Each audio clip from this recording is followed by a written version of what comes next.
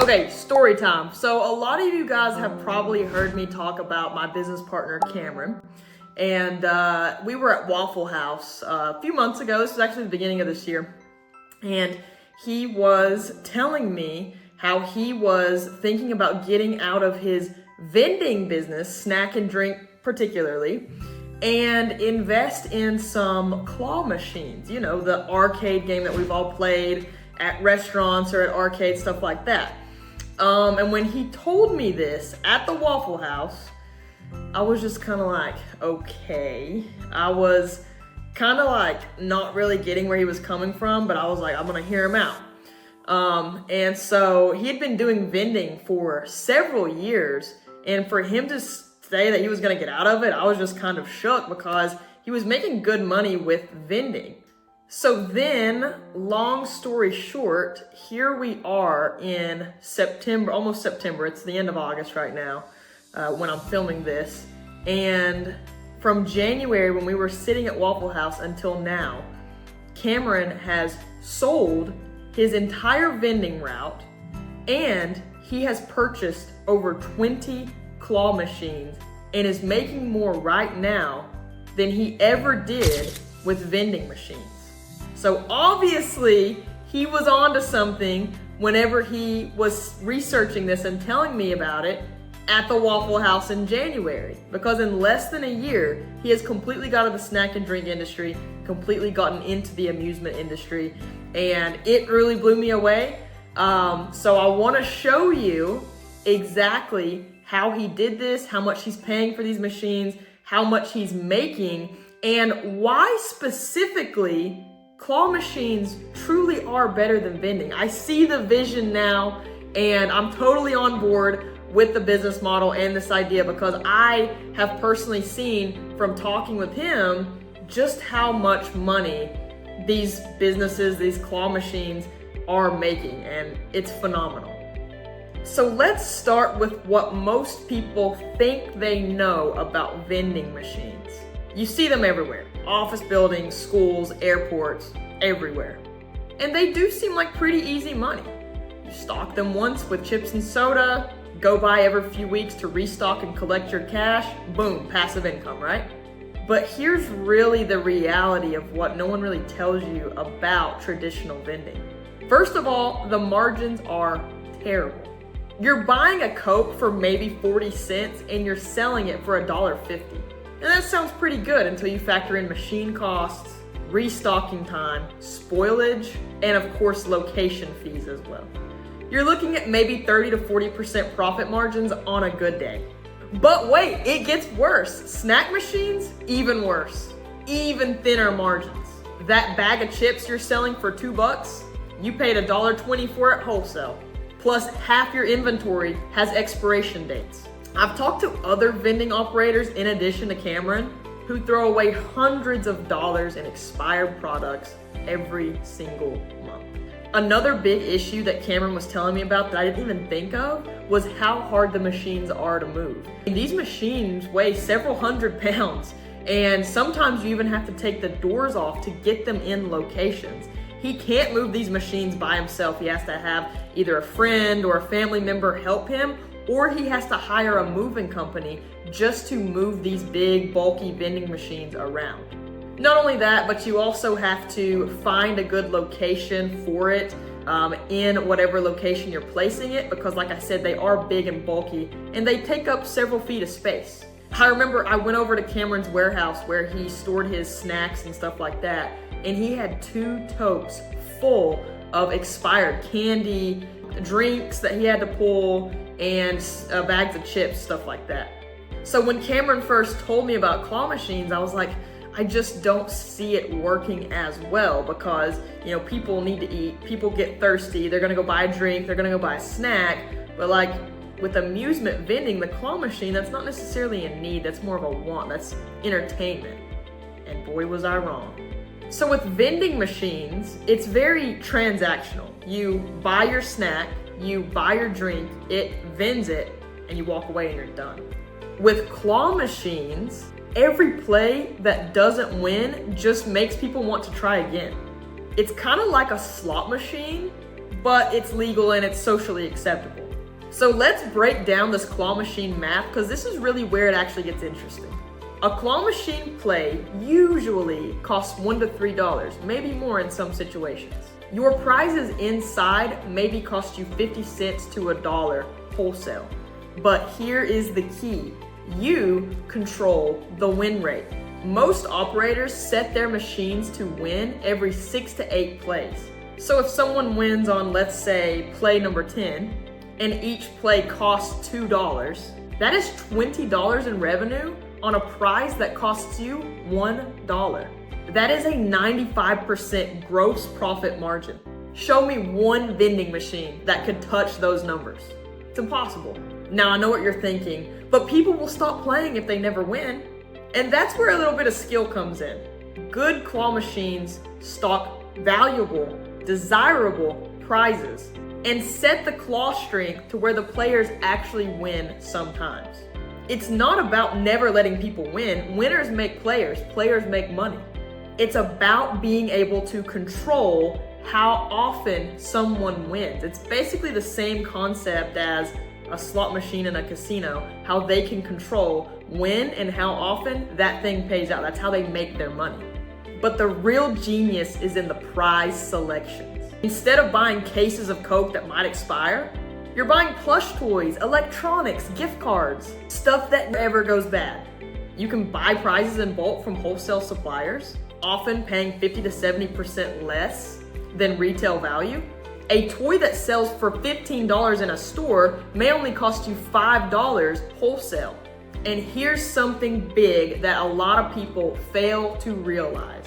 Claw machines work in locations that traditional vending machines fail. Restaurants don't want Coke machines competing with their drink sales, but a claw machine, that's entertainment. It keeps kids busy while parents finish their meals. The restaurant owner sees it as adding value, not competing with sales. So let's shift and talk about the day-to-day of running and operating one of these claw machine routes, because this is specifically where the claw machines start to shine over the vending machines. Like I said earlier, installing a snack or a drink machine is an absolute pain. These things weigh 600 to 1,000 pounds. The mini claw machines that Cameron buys, they weigh around 100 pounds.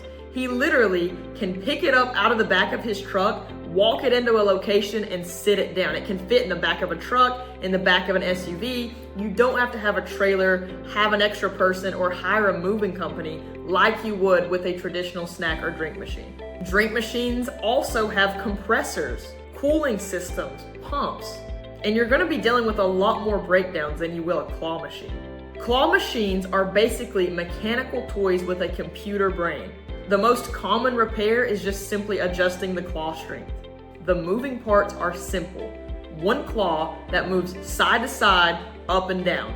No refrigeration, no complex components, no liquid pumps that end up leaking and cause hundreds in damage.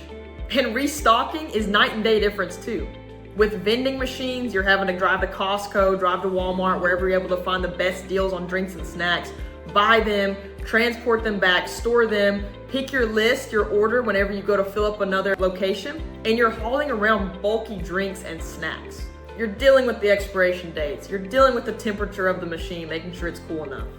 And a typical drink machine restock takes anywhere from 30 to 45 minutes to do. With claw machine restocking, you're walking in with a bag of prizes. Cameron has a tote. He just walks in with one tote, very lightweight. These are all mostly plush toys and things. You put them in the machine, you kind of rearrange them to make them face the player, look attractive. You collect your money and you're done, you're out of there.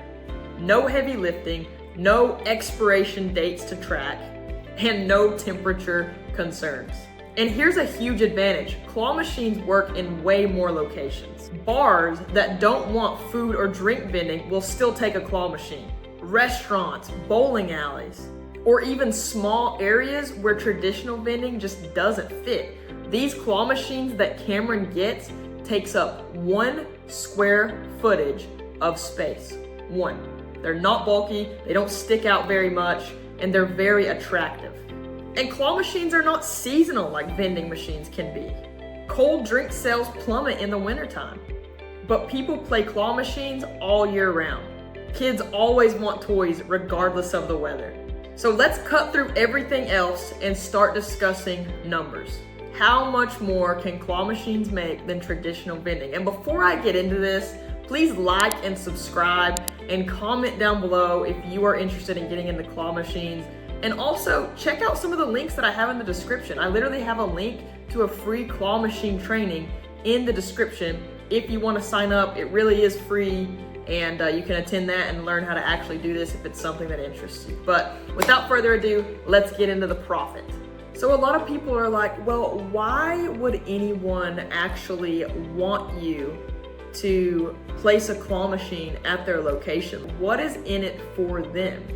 And so what happens is that you can pay the location 20% of your net profit and give that to them just for 1 square foot of space. This makes this an absolute no-brainer for the business owner. They don't have to place the machine, that's your job. They don't have to collect the money, that's your job. They don't have to order plush, that's your job. And you are simply just giving them 20% of whatever it brings in. A well-placed snack or drink vending machine might generate $300 to $800 in monthly income. After product costs, which run roughly to between 60 to 70% of revenue, you're looking at about $90 to $320 of profit. Then you subtract machine payments, maintenance, and gas for restocking, and location commissions on top of that. And a lot of vending operators are happy with $50 to $100 monthly net per machine. But let's look at claw machines. A decent claw machine location can easily generate $400 to $1,200 monthly in revenue. But here's where it gets crazy. Your product costs are only 10 to 20% of revenue, not 60 to 70% of revenue. So from that same revenue, you might see $320 to $1,080 in net income. Let's say you have a claw machine generating around $600 monthly. Your prizes may cost you $80 to $120. Subtract maybe $50 for location commission, maybe a little more. $20 for gas. You're looking at over $400 of monthly net profit from just one machine. That's double or triple of what most vending machines produce. Return on investment is another area where claw machines really shine, because a new vending machine might cost $1,000 to $5,000. A claw machine costs around $600. So for example, Cameron bought 4 claw machines in January. When he was first telling me about him getting into it, he said, I'm going to order 4. I found this supplier where if I order 4, I get a better deal on them because I'm buying 4 instead of just 1. So I'm gonna start with just 4 and see how this goes. When he got those machines, he had already made his money back on the machines in 2 months. So now, every month after that, all the way till here now, the end of August, has just been pure profit. He doesn't owe anything else on the machines, and his only expenses are the plush and the 20% commission that he's paying out to the restaurant owner. So don't go crazy on your first machine. You can literally get into this like he did and buy 4 machines at $600 a piece. And that's one of the things that he goes over in the claw machine training that I have down below, is he shows his supplier where he's getting these great deals on these claw machines at. Stock your claw machine with popular, recognizable prizes, brand name toys, popular characters, some electronics and gift cards. As far as locations go, think foot traffic and family friendly. A pizza place, family restaurants, bowling alleys, movie theaters. Cameron has a lot of different locations at the local restaurants around here. And so we went to this Mexican restaurant that he has a machine at the other day, and there were a ton of kids that kept going up there and playing it. So he got on his app and just kept refreshing it. And by the time we left the restaurant, he had already paid for his meal while we were watching all these kids keep playing and trying to win prizes.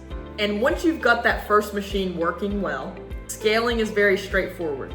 Use the profits from your first machine to buy your second machine, and then your third and your fourth, and so on and so forth.